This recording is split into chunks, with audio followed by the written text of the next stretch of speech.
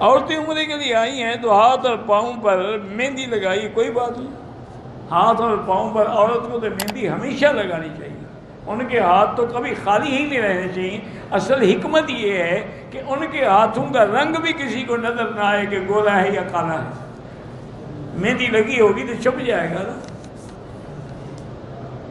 کہتے جی آپ کہاں پیدا ہوئے تھے؟ کیا کرو گے بھائی، ویسے میں مکے میں پیدا ہوا تھا۔ عجیب بات نہیں، یہ ذاتی معاملات ہیں۔ ایک اصولی بات یاد رکھو کہ ذاتی مسائل کے بارے میں خود مل کے پوچھ لو، اس کو لوگوں کے سامنے کیا ضرورت ہے؟ اب میں خامخواہ بزرگ بنوں گا نا کہ میں مکے میں پیدا ہوا، حالانکہ مکے میں تو ابو جہل بھی پیدا ہوا۔ دعا کرو اللہ قبول کر لے اور اللہ ایمان پہ رکھے۔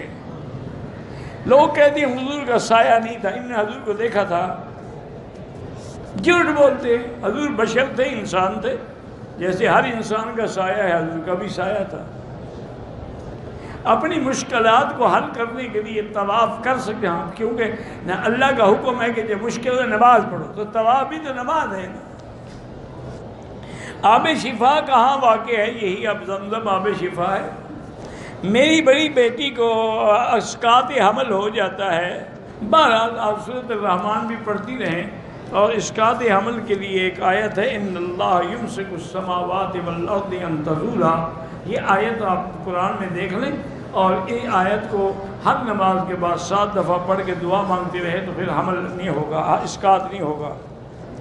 اکثر کاموں میں رکاوٹ ہوتی ہے۔ میں جب مولوی کے پاس جاتا ہوں تو کہتا ہے کہ تمہارے ستارہ گردش میں، ستارے مولوی صاحب کے گھر میں ہیں یا دیکھ رہے ہوتے ہیں، ان کا اپنا ستارہ گردش میں۔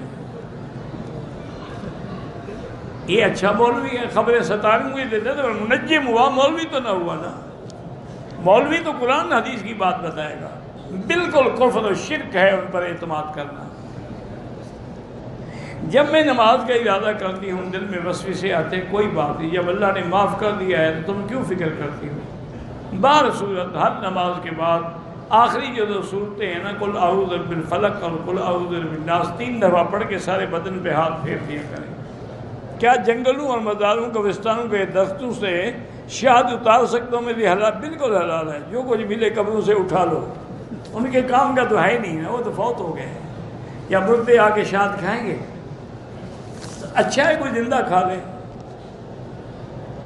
نماز چھوڑنے والا مشرک تو انشاءاللہ نہیں ہوگا، لیکن امام احمد بن حنبل فرماتے ہیں کہ وہ کافر ہو جاتا ہے۔ من ترک الصلاۃ متعمدا فقد کفر۔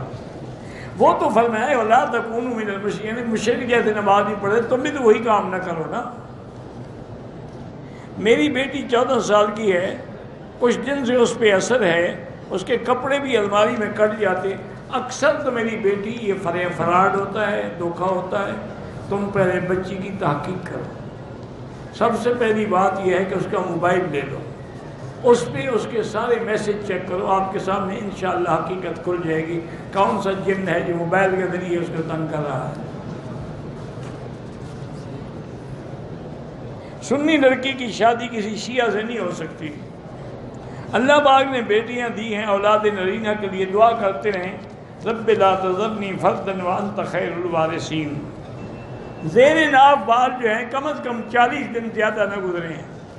بڑھاپے میں اگر قوت نہ ہو تو آدمی کیا کرے؟ کچھ بھی نہ کرے، بڑھاپا ہے۔ بھئی جب تم بوڑھے ہو جاؤ گے تو بیوی بھی تو بوڑھی ہو جائے گی، تو غم کس بات کا؟ میرے ایک دوست تھے، بہت اچھا خطیب تھا، اللہ اس کی قبر میں رحمت کرے، مولانا بشیر اختر صاحب الہٰبادی، لیکن بہت ہی مذاق کرتے تھے۔ ایک دن میں نے اتفاق سے پوچھا، میں نے کہا اختر صاحب آج کل کیا حال ہے؟ کہتے جی کیا حال ہے، ایسے سو رہے ہوتے ہیں جیسے بہن بھائی سو رہے ہیں، نہ مجھے خارش ہوتی ہے نہ اس کو ہوتی ہے، تو کیا کریں؟ اور بہن بھائی والی بات ہی ہوئی نا، ہنس ہنس کے مر گئے، بڑے علماء بیٹھے تھے۔ میں نے کہا یار، تو کہتے آپ نے کیوں پوچھا؟ میں نے کہا میں نے آپ کا پوچھا تھا کیا حال ہے، یہ تھوڑا پوچھا تھا کہ تمہارے گھر کا کیا حال ہے۔ ہمارے گھر میں پریشانیاں ہیں تو پریشانیوں سے بچنے کے لیے استغفار کیا کریں اور اللہ سے دعا کیا کریں، رب انی مسنی الضر وانت ارحم الراحمین۔ جب بارش آتی تھی تو حضور پاک اللہ سے دعائیں کرتے تھے، اور خوش ہوتے تھے کہ اللہ کی رحمت برس رہی ہے۔ یہودی لڑکی سے اور عیسائی لڑکی سے شادی بالکل جائز ہے، لیکن مسلمان لڑکیاں نہ ہوں تو مسلمان گھر میں بیٹھی رہیں اور تم یہودیوں کی لڑکیوں سے شادی کرتے ہیں، وہ تمہیں یہودی نہ بنا سکیں، تمہاری آنے والی نسل کو ضرور بنائیں گے۔ دعاؤں سے تقدیریں بدل جاتی ہیں، وہ بھی دعا میں لکھا ہوتا ہے تقدیر میں کہ اگر یہ دعا مانگے گا تو میں بدل دوں گا۔ بندہ جو دنیا سے چلا جاتا ہے مرنے سے 40 دن پہلے اس کو پتہ لگ جاتا ہے، کسی کو پتہ نہیں لگتا، اچانک 1 سیکنڈ میں فوت ہو جاتا ہے، پتہ کیسے لگتا ہے؟ بہرحال جو نمازیں قضا ہیں آنے والی نماز سے پہلے پڑھ لیں تو زیادہ بہتر ہے۔ جب بندہ چلا جاتا ہے تو روح گھر میں آتے، کسی کے گھر میں نہیں آئے تو پکڑ کے رکھ لو، اس کو بٹھا دو، پھر جانے کیوں دیتے ہو؟ جب وہ تمہارے گھر میں آئے تو جالا ایک ٹانگ دو، جال میں پھانس دو اس کو۔ جھوٹے قصے لوگوں نے بنائے ہوئے ہیں، روح گھر میں آتی ہے۔ اگر اکیلے نماز پڑھیں تو اکیلے اذان بھی دے دیں، تکبیر بھی کہہ دیں، کوئی حرج نہیں، ثواب ہی ہے۔ زکوٰۃ کی رقم جو ہے ایک فرد کو دے سکتے ہیں، جبکہ اس کے بیوی بچے وہاں دے سکتے ہیں۔ عرفات سے اگر ہم عمرے کی نیت کریں کر سکتے ہیں۔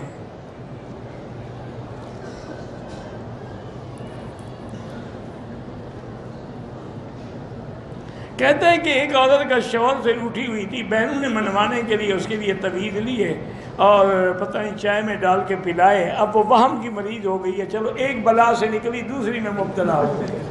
اچھا فیصلہ کیا تو، اور کوئی بات نہیں، کوئی بیماری نہیں، سائیکاٹرسٹ ڈاکٹر کے پاس جائیں تو وہ انشاءاللہ دوائی لکھ دیں گے تو 2-3 دن میں ٹھیک ہو جائے گی۔ میرا بھائیوں کے ساتھ آبائی گھر ہے، اس کے علاوہ 5 اور 10 بندے کے مختلف نظام پلاٹ بھی ہیں، جن میں سے کسی ایک میں گھر بنانے کا ارادہ ہے۔ کہاں بناؤں گا؟ جب تک ارادہ مکمل نہ ہو سب کی زکوٰۃ دینی پڑے گی، یا تو نیت کرو کہ یہاں گھر بناؤں گا۔ میرے بہن کی شادی چچا بھائی سے ہوئی ہے، 10 سال سے روٹھی ہوئی ہے، اس عرصے میں شوہر نے 1 یا 2 بار سلو کی کوشش بھی کی، ایسی طلاق کرا دیں، خلو کرا دیں۔ ایسی بیوی کا کیا فائدہ؟ 10 سال سے اپنے ماں باپ کے گھر میں رہتی ہے، بیوی میری ہے۔